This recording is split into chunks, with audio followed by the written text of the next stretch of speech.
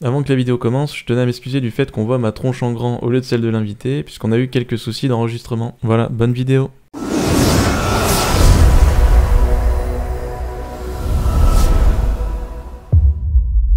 Salut à tous, salut Laurent. Salut Michael. Donc je t'ai invité sur ma chaîne pour que je puisse t'interviewer puisque tu as des formations sur comment programmer une blockchain, comment coder une blockchain, etc. Et du coup je voulais que tu te présentes rapidement en 1 ou 2 minutes. Ok, alors donc je vais présenter mon aventure avec les cryptos. Donc j'ai découvert les crypto-monnaies, le Bitcoin en 2015, ou plutôt j'ai fait l'expérience réelle d'avoir des Bitcoins en 2015 lorsque je donnais des cours de maths à un étudiant en informatique à qui j'ai proposé de me payer en Bitcoin, ce qu'il a fait. Donc j'ai eu mes premières fractions de Bitcoin en 2015. Il était allé les acheter à la maison du Bitcoin. Malheureusement, j'avais perdu mes identifiants, donc j'ai perdu mes premiers bitcoins. Ouais, malheureusement, ça arrive souvent aux early adopters, trop early adopters. Et oui, donc du coup, t'as eu des bitcoins, t'as pas eu besoin d'en acheter, enfin t'en as eu en vendant un service. Voilà, c'est ça. J'ai tout de suite, moi, j'ai tout de suite été très intéressé par le fait de faire cette expérience-là, de véritablement en servir comme d'une monnaie. Alors après, j'ai pas trop creusé le truc en 2015 et c'est en 2016 que je me suis réintéressé. Là, j'en ai acheté. Je suis allé à la maison du Bitcoin, notamment j'en ai acheté sur Coinbase, j'en ai acheté sur Kraken, sur Poloniex, j'en ai acheté sur comment ça s'appelle le système là, Local Bitcoin, où on va voir les gens directement.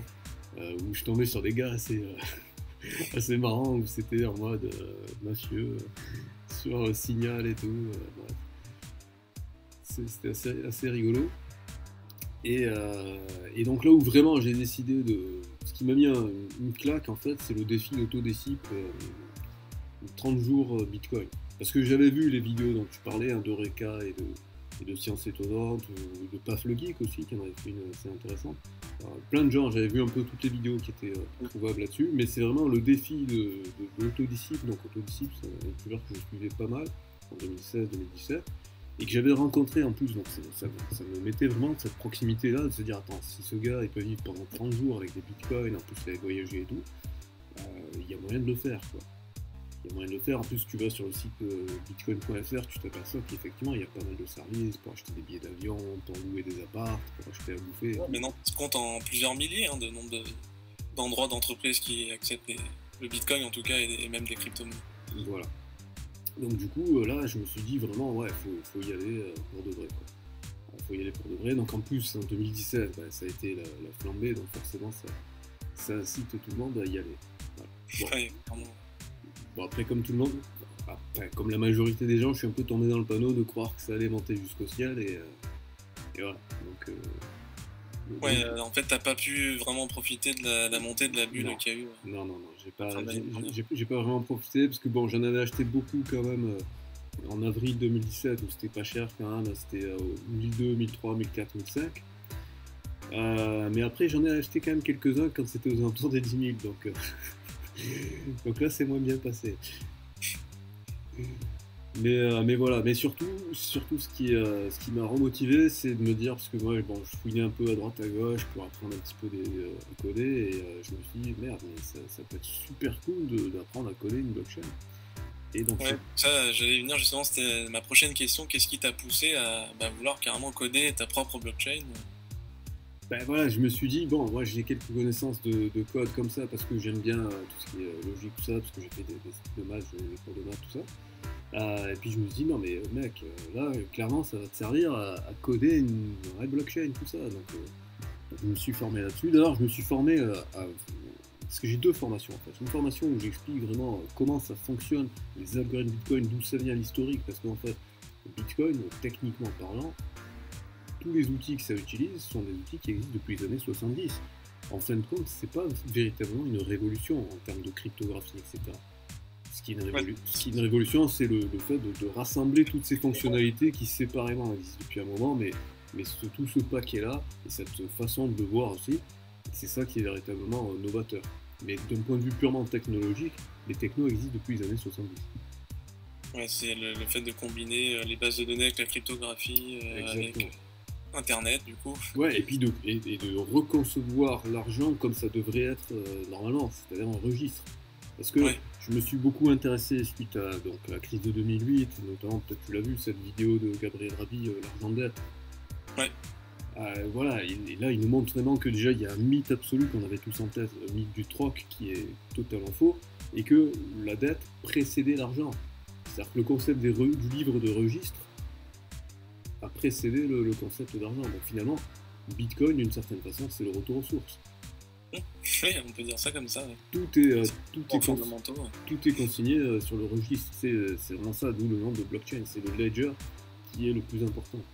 Voilà, donc je voulais vraiment creuser en profondeur, savoir d'où ça vient, qu'est-ce que ça veut dire, comment ça marche, quels sont les différents algorithmes, qu'est-ce que c'est qu'une ICO, quelles sont les applications autres que l'argent, parce que en fait, on parle beaucoup de Bitcoin, mais il y a énormément d'applications autres que l'argent, et énormément d'applications dans la vie de tous les jours. Comment améliorer notre système de santé, comment gérer la certification des diplômes, comment gérer les retards des transports et être remboursé, enfin bref. Voilà, il y a plein de choses. J'étais allé plusieurs fois à la maison du Bitcoin, à un moment donné, ils faisaient des formations gratuites. Il y en a d'ailleurs une que j'ai filmée. Présentiel, ouais, directement. Ouais. Voilà, et on pouvait rentrer dans le... Parce qu'ils ont changé la maison du Bitcoin, maintenant c'est un peu un bunker. Avant c'était très ouvert, voilà, il n'y avait pas de barrière, etc. Et il y a une conférence que j'ai filmée, que j'ai mis sur ma chaîne d'ailleurs, peut-être que je mettrai le lien.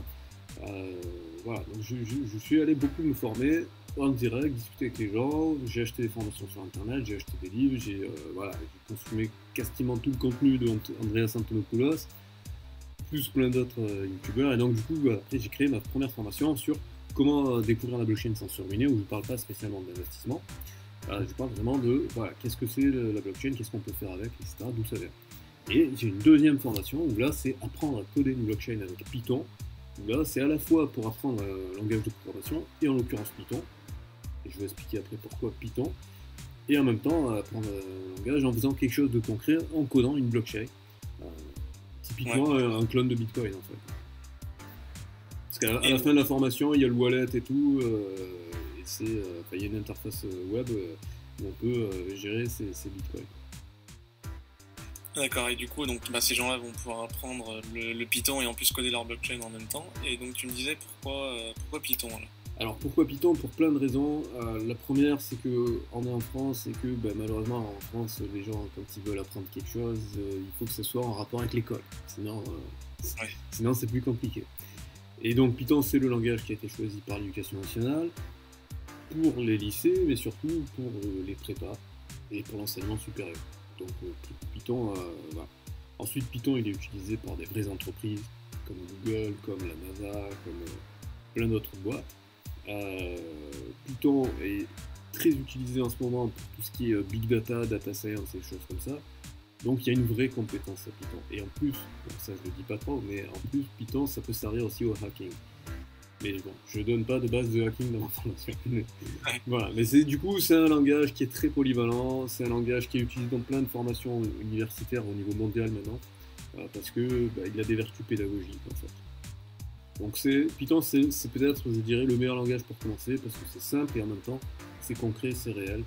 Donc voilà, ça permet de faire vraiment plein de choses variées, c'est assez polyvalent. Ouais, on peut faire du web, on peut faire des applications pour la gestion sur l'ordinateur, la gestion de système, des scripts, on peut faire des data science, donc des maths, des sciences, tout ça. Ouais, parce qu'en gros, tu disais que dans les lycées, ils avaient commencé à utiliser Python, mais c'est venu assez tard, en fait. Ça fait que quelques années que l'éducation nationale a intégré le fait d'apprendre à programmer, à coder. C'est vrai qu'on a toujours un retard, nous, en France, au niveau des nouvelles technologies. Enfin, à un moment donné, on était peut-être plus en avance au tout début, et puis là, on a un retard, que ce soit... On a surtout le problème que systématiquement, dès qu'il y a un changement de gouvernement, il faut toujours qu'il fasse une loi qui fasse le contre-pied des autres. Et donc forcément, ça veut dire c'est un pas en avant, deux pas en arrière, bref, on peut pas trop s'en sortir. Et là, ça y est, enfin, on rentre dans le Python à l'école, enfin timidement, quand même, soyons honnêtes. Ça reste très timide, c'est de l'initiation à l'informatique, très très rudimentaire. Pour les lycées, pour les prépas, c'est déjà un peu plus intéressant. Ouais, c'est un peu plus poussé déjà. Ouais, c'est quand même un peu plus poussé, ils font un petit peu des maths. appliqué à l'informatique.